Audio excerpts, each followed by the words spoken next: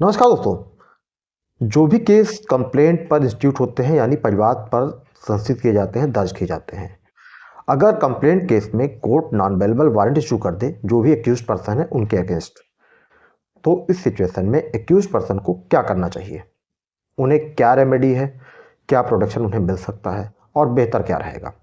आज के इस वीडियो में पूरी जानकारी इसी विषय पर। वीडियो में अंत तक बने रहें।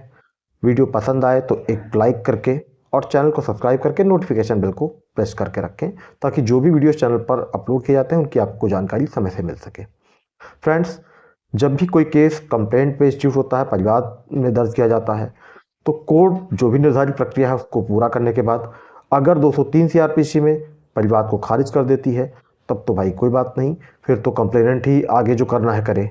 लेकिन अगर इशू ऑफ प्रोसेस हो जाता है, आदेशिका जारी हो जाती है, जो भी प्रपोज्ड एक्यूज थे अब वो एक्यूज हो जाते हैं और जरिए समन उन्हें कोर्ट में उपस्थित होने के लिए समन जारी किया जाता है उनके विरुद्ध।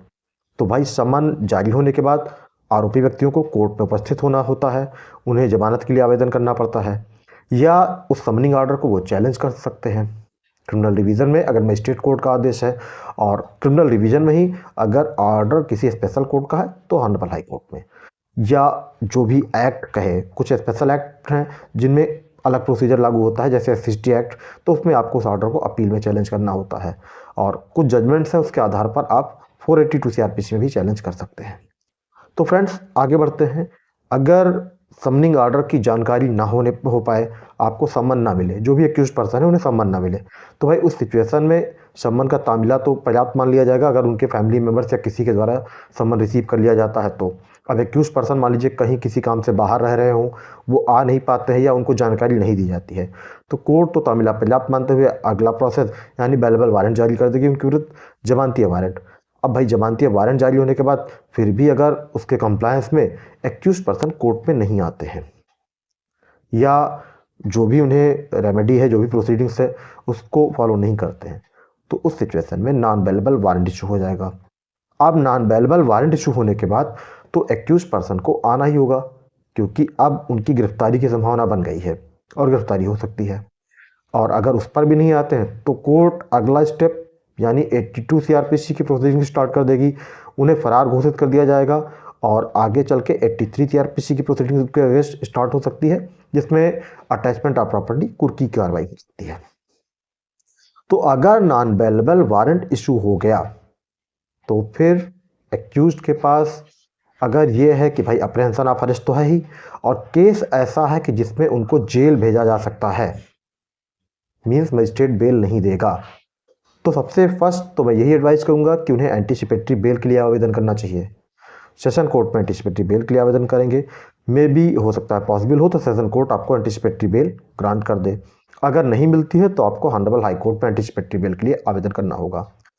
अब अगर आपका केस ऐसा है कि जिसमें मजिस्ट्रेट आपको बेल दे सकता है, आपकी बेल मजिस्ट्रेट कोर्ट से हो सकती है, तब तो उस सिचुएशन में मैं ये कहूँगा कि आपको अगर ये लगता है या आपके एडवोकेट की एडवाइस है कि इस नॉन बेलेबल वारंट को आप चैलेंज कीजिए, आप नॉन बेलेबल वारंट को भी ऑनरेबल हाई कोर्ट में 482 सीआरपीसी में चैलेंज कर सकते हैं कि इसमें क्या इलीगलिटी है।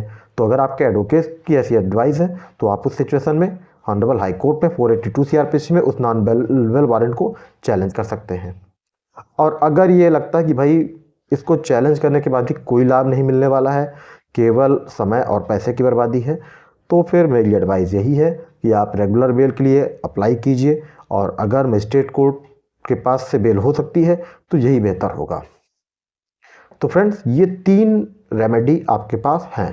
पहली एंटीसिपेटरी बेल की, दूसरी 482 सीआरपीसी में उस नॉन अवेलेबल वारंट को चैलेंज करने की, और थर्ड ये है कि हाँ कोई ग्राउंड नहीं दिख रहा है तो बेहतर है आप रेगुलर बेल के लिए अप्लाई करें।